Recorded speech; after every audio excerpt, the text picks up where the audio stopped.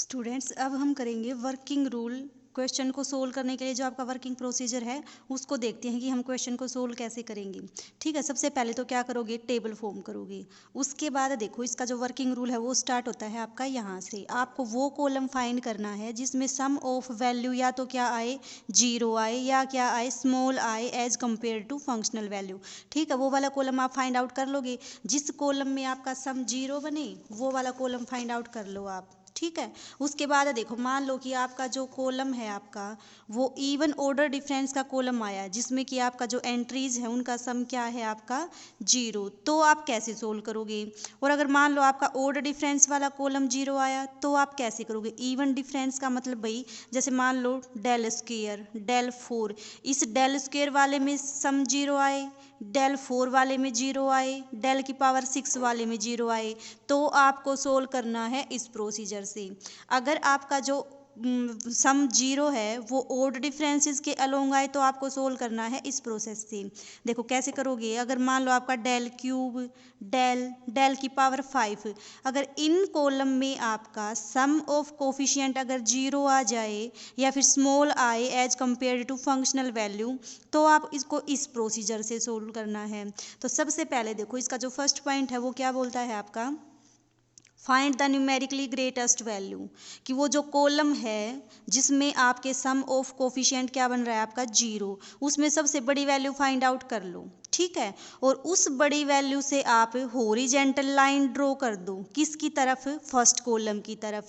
जहाँ पे आपकी वो लाइन इंटरसेक्ट करेगी वही आपकी क्या आएगी, इनकरेक्ट वैल्यू आएगी। ठीक है, जब एग्जाम्पल करोगे तो और अच्छे से क्लियर हो जाएगा। अभी आप स्टेप देख लो। फर्स्ट स्टेप क्या था कि आपको सबसे पहले जो कॉलम आपका जीरो बना है जिसमें सम ऑफ कोफिशिएंट, उसमें सबसे बड़ी वैल्यू ढूंढ लो कि सबसे बड़ी वैल्यू कौन सी है, और उस बड़ी वैल्यू से हॉरिजेंटल की तरफ ऐसे लाइन ड्रॉ कर दो आप। ये तो इसने ऐसे कर रखी है, आप ऐसे क्या करो, लाइन ड्रॉ करो। तो ये जो फर्स्ट कॉलम में जिसको इंटरसेक्ट करेगी ना वही क्या आ जाएगी, आपकी इनकरेक्ट वैल्यू आएगी। ठीक है, अब देखो सेकंड स्टेप। जो भी आपकी ग्रेटेस्ट वैल्यू आएगी उस कॉलम में जिसमें सम जीरो बना था, उस ग्रेटेस्ट वैल्यू को विद प्रॉपर साइन, जिस साइन के साथ वो वैल्यू है उसको क्या करोगे, इक्वेट कर दोगे e times the coefficient of middle term in the expansion. इस एक्सपेंशन की जो मिडल टर्म होगी उसको ई से मल्टीप्लाई करके और इस वैल्यू से क्या कर दोगे, कंपेयर कर दोगे। तो यहाँ से आपके पास एरर की वैल्यू आ जाएगी। एग्जाम्पल से बिल्कुल अच्छे से क्लियर हो जाएगा। ठीक है, ये तो जस्ट आपको स्टेप है, आप इसको याद रखो सोल्व करते टाइम। तो जो इनकरेक्ट वैल्यू आएगी उसमें से अगर इस एरर को घटा दोगे तो आपके पास क्या आ जाएगी, करेक्ट वैल्यू आ जाएगी। ठीक है, ये तो किसका था, कॉलम जब आपका इवन ऑर्डर डिफरेंस कॉलम में आपका सम जीरो बने उसके लिए। ठीक है, अब बात आई आपकी, मान लो आपका जो सम ऑफ कोफिशिएंट है वो ओड वाले में जीरो बन गया, तो उसको कैसे सोल्व करोगे। उसको सोल्व करने के लिए भी देखो आपके पास दो स्टेप हैं। कौन से हैं वो देखो। जब आप ओड वाला करोगे तो उसमें आपके पास दो ऐसी वैल्यू आएंगी जो सेम मैग्नीट्यूड की हैं बट उनका साइन अपोजिट है। ठीक है, तो आप क्या करोगे, उस दोनों के बीच में से आप हॉरिजेंटल लाइन ड्रॉ करोगे फर्स्ट कॉलम की तरफ। जहां वो कॉलम के एंट्री के साथ इंटरसेक्ट करेगी वही क्या आ जाएगी, आपकी इनकरेक्ट वैल्यू आएगी। ठीक है, अब देखो दूसरा पॉइंट क्या है आपका,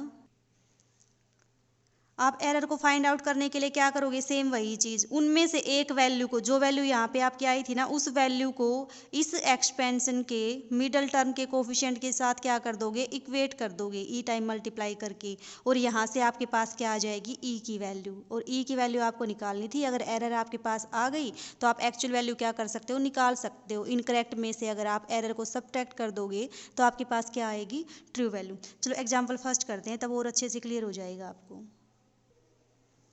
एग्जाम्पल फर्स्ट क्या बोलता है भाई, देखो one of following number is misprint, correct it.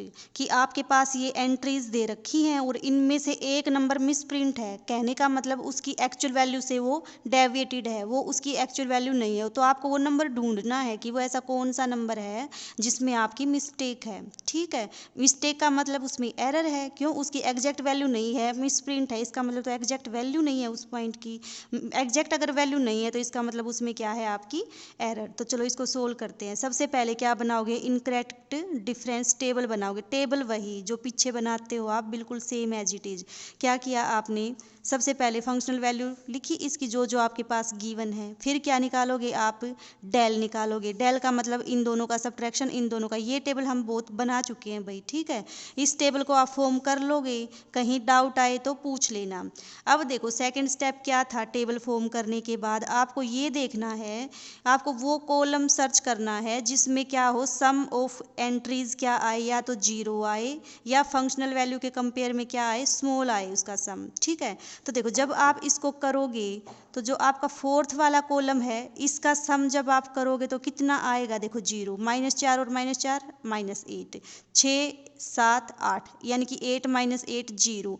तो कहने का मतलब इस कॉलम में आपका एंट्रीज का सम कितना आया, जीरो। तो आप किस कॉलम को कंसीडर करोगे, अब इस कॉलम को कंसीडर करोगी। और ये कैसा कॉलम है आपका, इवन डिफरेंस का। देखो यहाँ पे पावर कितनी है आपकी, 4। इसका मतलब ये क्या है आपका, इवन डिफरेंस कॉलम, ठीक है।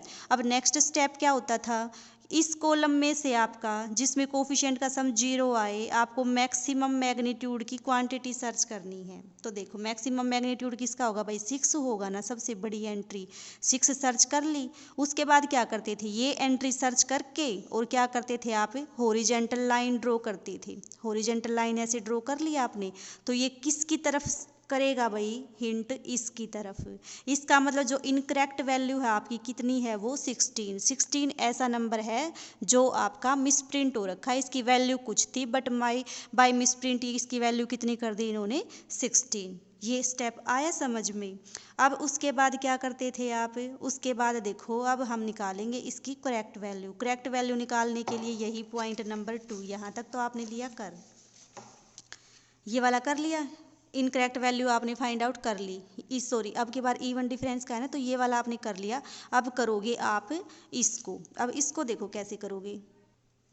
नेक्स्ट स्टेप आपका क्या था भाई, अब आपका था नेक्स्ट स्टेप, देखो नेक्स्ट स्टेप था the greatest value with proper sign is equated to e times the coefficient of middle term of the expansion. इस एक्सपेंशन की जो मिडल टर्म होगी उसके e टाइम्स से, कहने का मतलब इसके जो आप कोफिशिएंट निकालोगे उसको e से मल्टीप्लाई कर दो, और जो मिडल वाला कोफिशिएंट है उसको किससे इक्वेट कर दो, जो इस कॉलम में ग्रेटेस्ट वैल्यू थी।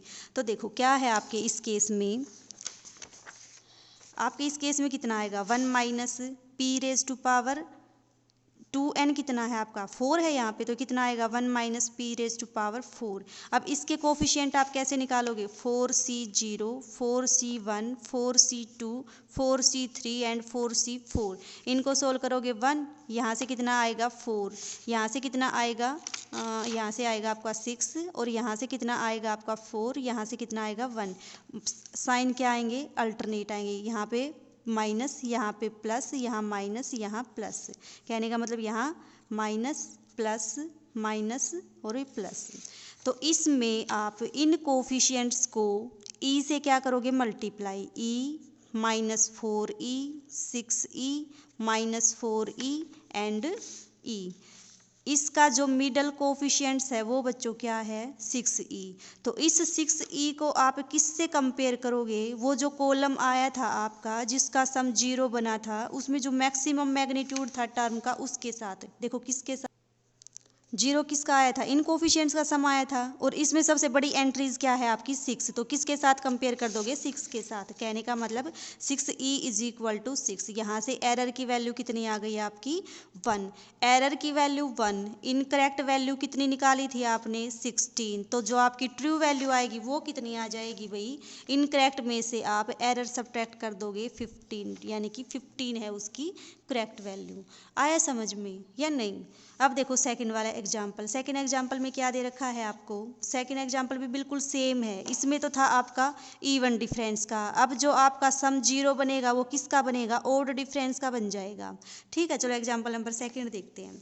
आपके पास क्या दे रखी है, find the error and correct the wrong figure in the following value. आपके पास ये वैल्यू दे दी और आपको करेक्ट इनकरेक्ट ये सारी चीज़ें फाइंड आउट करनी है। तो सबसे पहले क्या करोगे, इसकी टेबल फॉर्म करोगे। ये वाली टेबल फॉर्म कर लोगे इजीली, पहले भी कई सारी करवा चुके हैं ये सारी। ठीक है, अब देखो जो सम जीरो बनेगा आपका, इस कॉलम में सम जीरो नहीं है, इसमें भी सम जीरो नहीं है। जब आप इसको सोल्व करोगे तो देखो -3 से -3, 1 से -1, तो सम कितना बन गया कोफिशिएंट का?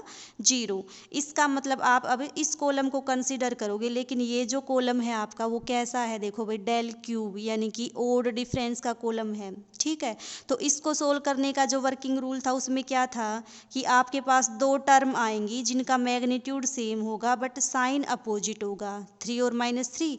अब इनके बीच से आप क्या लगाओगे? एक हॉरिजेंटल लाइन, हॉरिजेंटल लाइन लगा ली। ये जो हॉरिजेंटल लाइन जहाँ स्ट्राइक करेगी आपकी, वो क्या बन जाएगा? आपका इनकरेक्ट वैल्यू। इसका मतलब ये जो आपकी दे रखा है प्रॉब्लम, इसमें क्या है? 18 आपका क्या है? मिसप्रिंट नंबर है, इनकरेक्ट नंबर है। तो हमने इनकरेक्ट नंबर तो फाइंड आउट कर लिया। अब हम क्या फाइंड आउट करेंगे? एरर। एरर फाइंड आउट करने के लिए क्या करते हैं? ये वाली जो एक्सपेंशन है इसमें क्या करते हैं? इसके कोफिशिएंट्स निकालेंगे। इन कोफिशिएंट्स को क्या करेंगे? ई से मल्टीप्लाई करेंगे, और ई से मल्टीप्लाई करके किससे इक्वेट करेंगे? इन दोनों में से एक साइन, एक नंबर के साथ इसको क्या कर देंगे? कंपेयर कर देंगे। देखो कैसे करोगे? ई से मल्टीप्लाई करके इसके कोफिशिएंट्स क्या आ जाएंगे? ई -3 ई 3 ई और ई। अब आपको क्या करना है? अगर आप -3 लोगे तो इसके सेकंड कोफिशिएंट से कंपेयर करोगे, अगर 3 ई को लोगे तो 3 से कंपेयर करोगे। कहने का मतलब जो टर्म यहाँ से लोगे ना, कंपेरिजन के लिए भी यहीं से वो वाली टर्म लोगे आप। तो आपने क्या ले लिया? कोई भी ले लो, आंसर सेम आएगा। तो यहाँ से आपने क्या ले लिया? -3e। इसके कोरस्पॉन्डिंग आप क्या लोगे? यहाँ से -3। यहाँ से क्या आ जाएगी आपकी? ई की वैल्यू। ई की वैल्यू आपके पास आ गई, तो करेक्ट वैल्यू क्या होगी? जब इनकरेक्ट में से आप उस एरर को रिमूव कर दोगे तो वो आपके पास क्या आ जाएगी? करेक्ट वैल्यू आएगी। ठीक है भाई, ये वाली एक्सरसाइज भी ट्राई करना 1.2। और मंडे को हम इस फर्स्ट चैप्टर का टेस्ट लेंगे और मैं कॉपी चेक करूँगी सबकी कि किस किस ने किया है किसने नहीं। ठीक है।